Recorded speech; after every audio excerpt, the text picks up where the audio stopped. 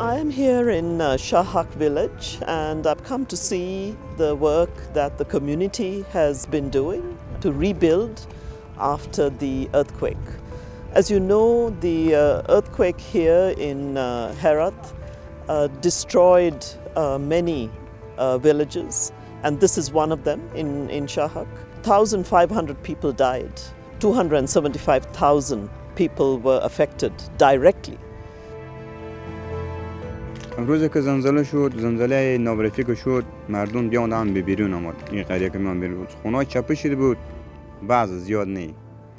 بعد از دور زلزله شد، ساعت 4 بجه بود، روز چهارشنبه اینجا زلزله شد. حالت روز که زلزله شد خیلی حالت بعد بود سرما. خودم دیگه فقط 5 تا گوسفند زیر خونه شد، دیگه وسایل خونگی زیر خونه شد. دیگه چیزی که دیگه 5-6 تا اتاق داشتیم اینا تخریب شد. خودم خش می‌زدم، از خاکا خش می‌زدم. روز 100 خش 200 تا خش می‌زدم، به ظرف 3 ماه خونه رو جور کردم. وقتی زلزله خونه رو زندگی ما رفت زیر آب رفت. The biggest issue here is the loss of homes. The collapse of shelters really threw a already vulnerable community into further distress and despair.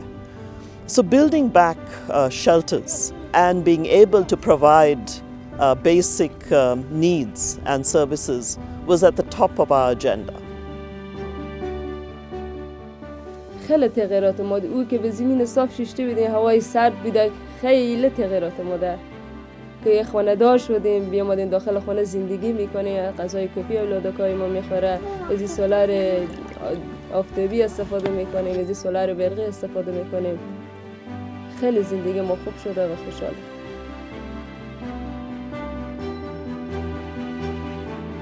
همین خونه به ظرف 20 روز حتی 25 ما تکمیل کردیم. وقتی که خونه ما جور شده خیلی تغییرات با ما حتی بعضی طفلا چی شده، چون اگر بعضی پلاسون می بود خیمه می بود، این طفلا بیشتر یکین همه که سینه بغل میشد و همه که مریض میشد، بعضی شاید بین بری تلفات دیدی. حال جاشو گرم خیلی خوشحاله.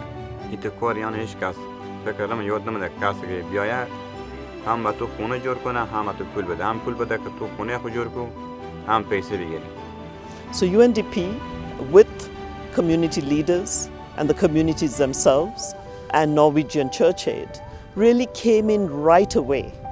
First to be there in a relief period and build back some transitional shelters, and I was very privileged to see with through the eyes of Zia and another shelter through the eyes of Firuza what they have done to build back safer.